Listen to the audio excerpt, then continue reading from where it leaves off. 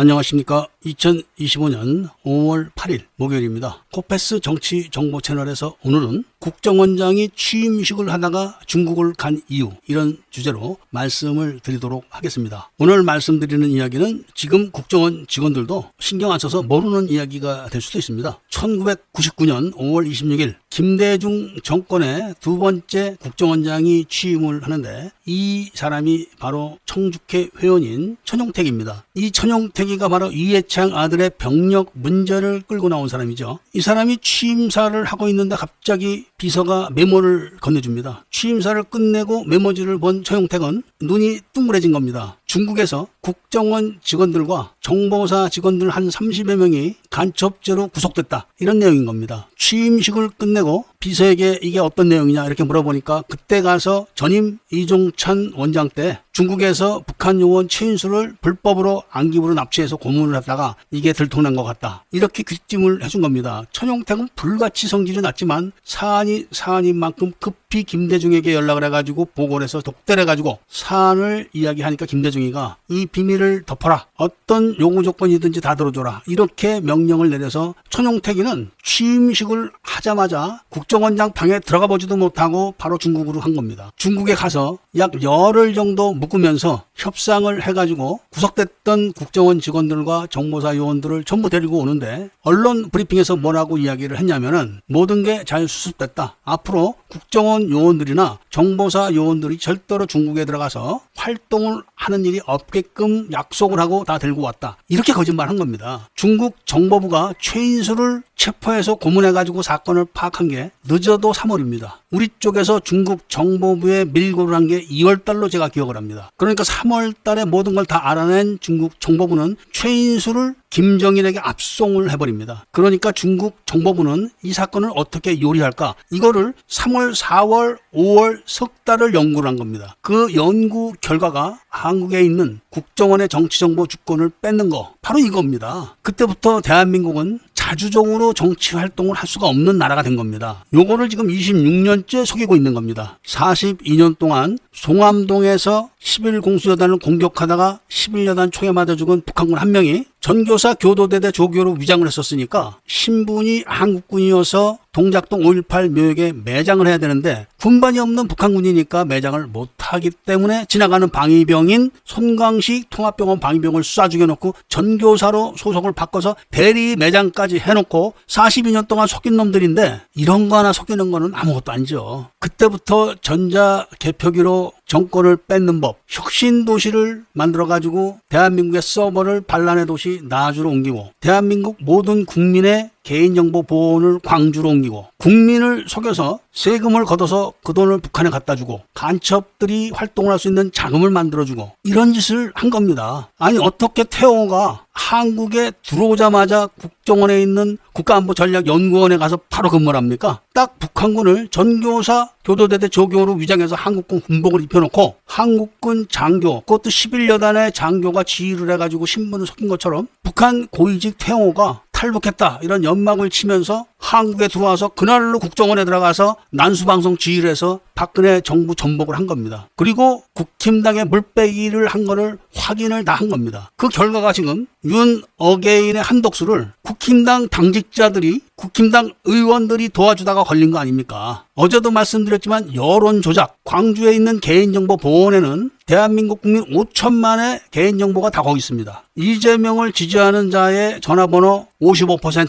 김문수를 지지하는 자의 전화번호 24%, 이렇게 만들어 놓고 여론 조작을 하고, 그거를 수박들이 여론조사가 이렇다, 이러면 끝나는 겁니다. 어떻게 이재명의 지지가 50몇 %가 나옵니까? 여론조사라는 그 인원이 50만 명이 됩니까? 500만 명이 됩니까? 전화번호 500개, 5000개 빼주는 거는 아무것도 아닙니다. 광주에서 선거 감시단을 단속하는 경찰들에게 가짜법을 올려주면서 부정선거까지 하는 그런 테크닉을 갖고 있는 삼원체제 비밀정부가, 이재명이 여론조작 전화번호 500개, 5000개 빼주는 건 일도 아닙니다. 조금 전에도 말했지만 우익 대선 후보들의 병력 문제는 악착같이 물고 늘어지면서 왜 이재명이 아들 탄력 문제는 입 다물고 있습니까? 강용석이, 이봉규 등등 김문수 측근이라는 사람들도 다 다 모른 척하고 있습니다. 이거 한 방이면은 이재명이는 이번 대선에서 무조건 떨어집니다. 아들이 탈영병인데 어떻게 탈영병 아버지가 대통령이 됩니까? 문갑식이 같은 인간도 이런 이야기는 절대로 안 합니다. 전향을 했다는 유재일이가 나에게 뭐라고 거짓말을 했냐면은 이재명 큰아들이 한 달 안에 공군 자대에서 서류를 갖다 줬는데 무슨 탈영이냐 이렇게 이야기를 했지만 통합병원 인사 규정에는 15일 이내에 갖다 주지 않으면 무조건 규영 조치하게 돼 있습니다. 통합병원 인사 규정 5호, 6호가 그런 겁니다. 이거 강제 규정입니다. 그런데 당시 언론을 보면은 1년 몇 개월이 지났어도 공군 자대에서 이재명 아들의 병력 기록 카드나 서류를 통합병원에 보내지 않았다. 이렇게 발표를 했는데 전향을 했다고 하는 유재일이가 그런 뻥을 친 겁니다. 그러면서 개항을 해 출마해서 이재명이를 떨구겠다고 했던 유동규도 말을 바꿔서 출마를 포기해버렸습니다. 누가 차명진 전 의원의 전화번호를 알면은 댓글로 좀 올려주시면 제가 차명진에게 전화를 해서 이재명 아들의 탈영 사실에 대해서 자료를 다 보내겠습니다. 김문수 의원과 저는 어렸을 때 학기도 도장을 같이 다녔던 사람입니다. 김문수가 한덕수와 이재명보다는 1000번, 10,000번 낫다 이런 말씀을 드리면서 오늘 이야기를 마치도록 하겠습니다.